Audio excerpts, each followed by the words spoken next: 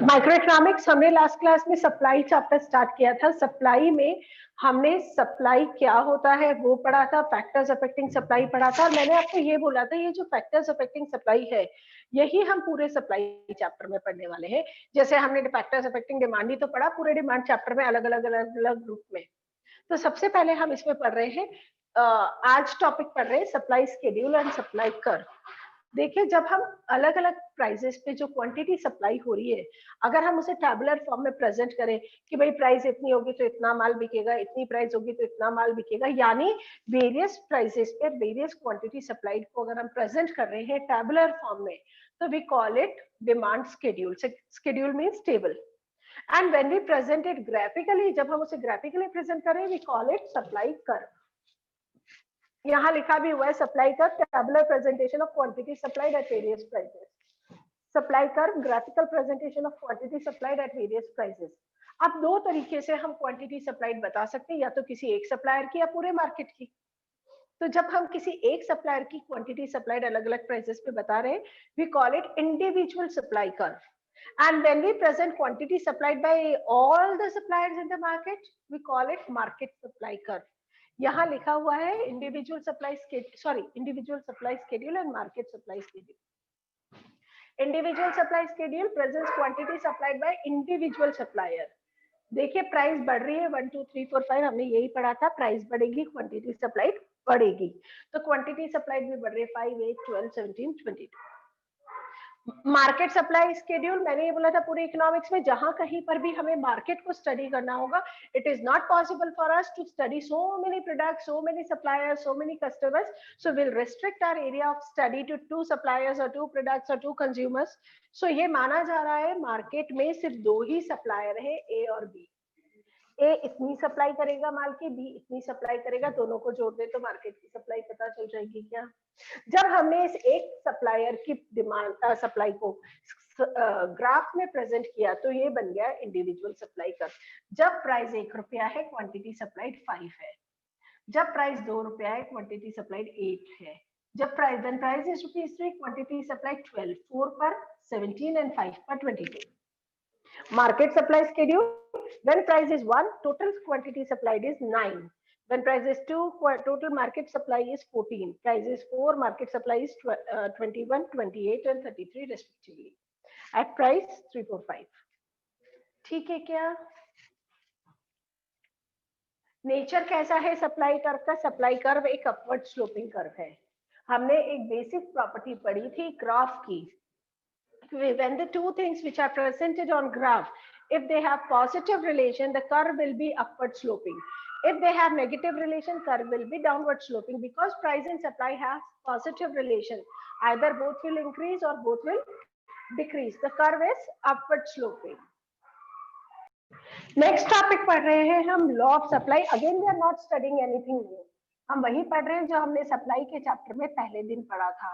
Law of supply ये कहता है कि अगर अदर फैक्टर्स में कोई चेंज नहीं है, if there is no change in other factors, तो प्राइस और सप्लाई का कैसा रिलेशन है? प्राइस बढ़ेगी तो सप्लाई बढ़ेगी, और प्राइस कम होगी तो सप्लाई कम होगी। वापस से बोल रहे हैं, अगर अदर फैक्टर्स में कोई चेंज नहीं है तो प्राइस और सप्लाई का कैसा रिलेशन है? प्राइस बढ़ेगी तो सप्लाई बढ़ेगी, और प्राइस कम होगी तो सप्लाई कम होगी। ये वैसा ही है जैसा लॉ ऑफ डिमांड था कि हमने अदर फैक्टर्स को कांस्टेंट माना, अदर फैक्टर्स में कोई चेंज नहीं है।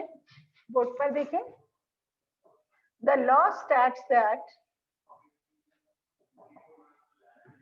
ceteris paribus मतलब other factors are same.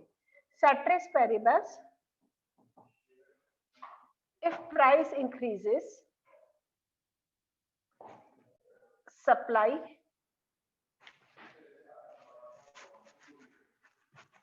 ceteris paribus at more price, more quantity is supplied, and vice versa. Price 1 2 3 4 5, quantity supplied 5 8 12 17 22. This is supply curve. Price, quantity,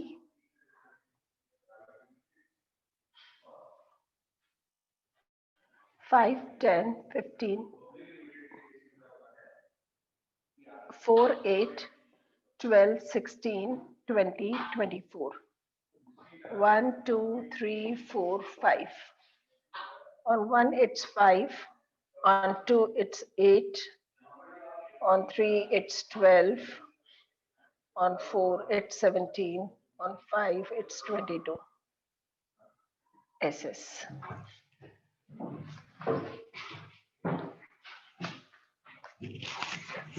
Why law of supply operates? क्यों law of supply operate करता है, यानी ऐसा क्यों होता है कि price बढ़ने के साथ मार्केट में सप्लाई बढ़ जाती है? सबसे पहला, जैसे प्राइस बढ़ती है जो सेलर्स है वो ज्यादा स्टॉक बेचने को तैयार हो जाते हैं. When price increases,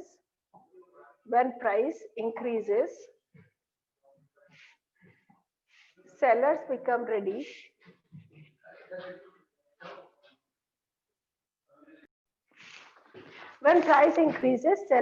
ready to sell their old stock.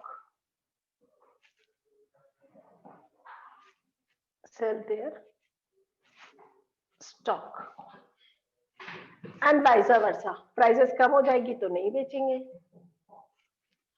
Second, producers ज्यादा प्रोड्यूस करते हैं क्योंकि उन्हें लगता है प्राइसेस बढ़ रही है. When price increase, producers produce more.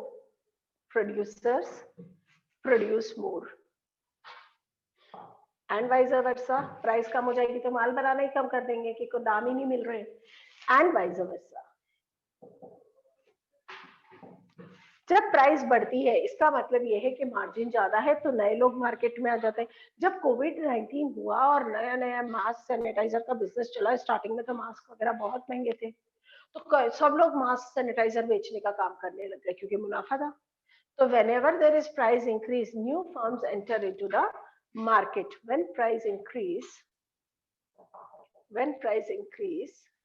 new firms enter into the market. फिर धीरे धीरे लोगों ने काम करना बंद कर दिया. जब मास्क वगैरह में मुनाफा कम हो गया, रेट्स गिर गई, तो लोगों ने काम छोड़ दिया. एंड वाइस वर्सा, फर्म चली जाती है. And vice versa. किस पे लॉ ऑफ सप्लाई एप्लीकेबल नहीं होता? Exceptions of law of supply. पहला, expectation of further change in price. जब आपको लग रहा हो कि प्राइस अभी और बढ़ेगी तो हो सकता है आज प्राइस बढ़ने पे भी सप्लाई नहीं बढ़ी. मार्केट में प्याज महंगा हो गया और अभी लग रहा है कि आगे और महंगा होगा तो भी हमने प्याज नहीं बेचा, यानी मार्केट में आज सप्लाई नहीं बढ़ी. Expectation of further rise. अगर फर्दर राइज की एक्सपेक्टेशन है तो हो सकता है आज प्राइस बढ़ने के बाद भी मार्केट में सप्लाई नहीं बढ़े. एग्रीकल्चरल गुड्स के केस में आज अगर मान लीजिए गेहूं बहुत महंगा हो जाएगा तो भी हम हाथों से प्रोड्यूस कर ही नहीं सकते ना. तो एग्रीकल्चरल प्रोडक्ट्स के केस में महंगा होने पर भी तुरंत उसकी सप्लाई को बढ़ाया नहीं जा सकता in case of agricultural products. So exception agricultural products. हालांकि आजकल ऐसी हाई यील्डिंग सीड्स आ गए हैं, जैसे पहले एक पेड़ को उगने में सालों लगते थे, आजकल साल भर में पेड़ बहुत बड़ा हो जाता है. ऐसे सीड्स आ गए हैं, लेकिन फिर भी it needs time. Instantly supply can not be increased और डिक्रीज्ड. वो कंट्रीज में सप्लाई मूव नहीं होती है जो बैकवर्ड कंट्रीज है, जहां पे रिसोर्सेज नहीं है तुरंत सप्लाई बढ़ाने के, यानी बैकवर्ड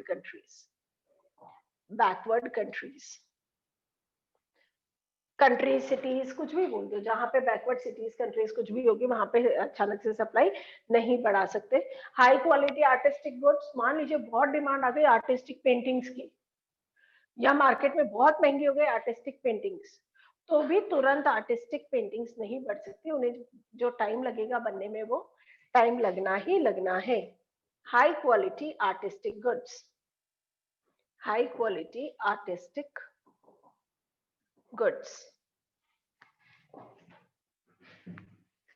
ठीक है क्या? Thank you so much. एक बार मैं फिर से बता देती हूँ, लॉ ऑफ सप्लाई ये कहता है, हमने पढ़ा था सप्लाई प्राइस से और फैक्टर अदर देन प्राइस से इफेक्ट होती है। तो जब हम सिर्फ प्राइस से रिलेशन देखें सप्लाई का, बाकी सारे फैक्टर्स को हम कांस्टेंट मान रहे हैं, टेक्नोलॉजी में कोई चेंज नहीं है, कॉस्ट ऑफ प्रोडक्शन में कोई चेंज नहीं है, फैक्टर प्राइसेस में कोई चेंज नहीं है। तो अगर प्राइस से रिलेशन देखें तो प्राइस बढ़ेगी तो सप्लाई बढ़ेगी, प्राइस कम होगी तो सप्लाई कम होगी। ऐसा क्यों होता है? प्राइस बढ़ने के साथ सप्लाई बढ़ती है क्योंकि जो सेलर है वो खुद ही ज्यादा बेचने लग जाता है, नए लोग मार्केट में आ जाते हैं, प्रोड्यूसर ज्यादा प्रोड्यूस करना चालू कर देता है, सब चीजें ज्यादा ज्यादा होने लगती है। वाइसा वर्सा बोल दो, प्राइसेस गिरने लगती तो ये सब चीजें कम हो जाती है। कुछ चीजें जिन पर लॉ ऑफ सप्लाई एप्लीकेबल नहीं होता, अगर फर्दर राइज के चांसेस या फर्दर फॉल के चांसेस है, मान लीजिए प्राइस कल और बढ़ने वाली तो आज सप्लाई नहीं बढ़ेगी, या प्राइस आज गिर गई और कल और गिरने वाली है तो भी गिरी हुई प्राइस पे सप्लाई बढ़ जाएगी, क्योंकि आदमी सोचेगा मैं तो आज निकाल दूं, कल और रेट कम हो जाएगी। फिर लिखा है एग्रीकल्चरल प्रोडक्ट्स, क्योंकि हम उसकी सप्लाई को एकदम से नहीं बढ़ा सकते।